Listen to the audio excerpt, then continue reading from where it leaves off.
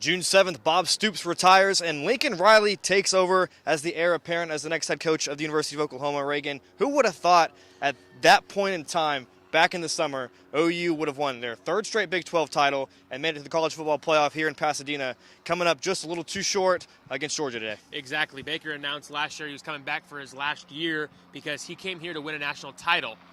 And they were one game away from having a chance at a national title. So close for the Sooners. It looked like the Sooners all day, the whole first half. Sooners just dominated. Rodney Anderson, 125 yards in the first half. A big day for him. Oh, yeah. Came out in the third quarter, momentum swing, and it was all Georgia. Yeah, absolutely. They come out in the second half and just throw OU a couple punches. They take the lead in the third quarter. OU's maybe worst quarter of the entire year. Couldn't get anything going. Made a comeback in the fourth quarter, took the lead, went into overtime, and couldn't get it done. Yeah, there's a lot of resilience there because, I mean, they went after they gave up that many points to Georgia. They came back in that fourth quarter, tied it, got the lead on that big fumble return by Stephen Parker. Huge play for the Sooners. A lot of Sooner fans thinking this could be it. Well, Georgia came right back and scored, taking it to overtime, and then it was a blocked field goal that decided the game for OU. Yeah, and that's kind of how the season ends for Oklahoma. And here's what the reaction was from Oklahoma and Georgia after the game. The disappointment, the hurt that we feel, that those guys in that locker room feel right now. Some of them came in, telling me sorry and telling us sorry, and I said, don't tell us you're sorry. Our team put it on the line. They laid it on the line every snap. Can't believe it's over. It's been a wild ride.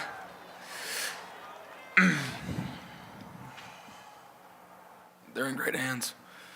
Got the best coach in the country, and I think they have the best coaching staff as well. We've had a lot of young guys that have impacted our team this year, and them coming here and having experience, knowing what it takes, and then also having this sick taste in your mouth of getting this close but not finishing.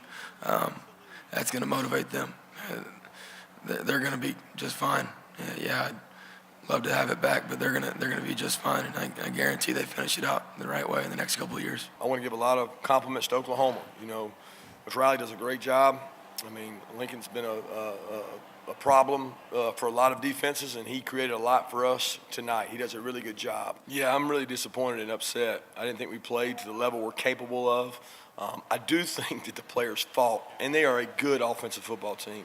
But, man, we stunk it up and played really bad. I want to give a lot of kudos to the offense for staying behind us and fighting, and the defensive players doing that. But if it was a measure of heart attack, I would be on the Richter scale pretty high. That wraps it up for the 2017 football season. Oklahoma finishes 12-2 under Lincoln Riley in his first year. Reagan, what were your takeaways from this entire season, beginning to end? For me, it had to be Baker Mayfield. The year he had, he, like I said he came back to win a national title, and he was this close to it. But Rodney Anderson, his supporting cast, turning this team with all those guys they lost and using these young playmakers to get all these ball game wins, it was unbelievable the way they played this season. The defense, it was almost the defense that won in this game. So, just a lot of improvements all around. It was just one of those games, an historical Rose Bowl, came down to a double overtime game, and that's how it was decided. One of the best games I've ever seen. Yeah, I think I'm going to go Lincoln Riley.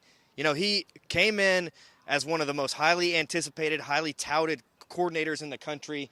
A lot of teams wanted him. Oklahoma locked him up when they did. And going forward, I think he might be one of the best coaches in college football. 34 years of age. But what he did this year, granted he did have Baker Mayfield, but what he did this year, I think that's going to carry over with Oklahoma for the next couple years, and you're going to see this team possibly back in the college football playoff in the next 3 or 4 years. You got a lot of young guys.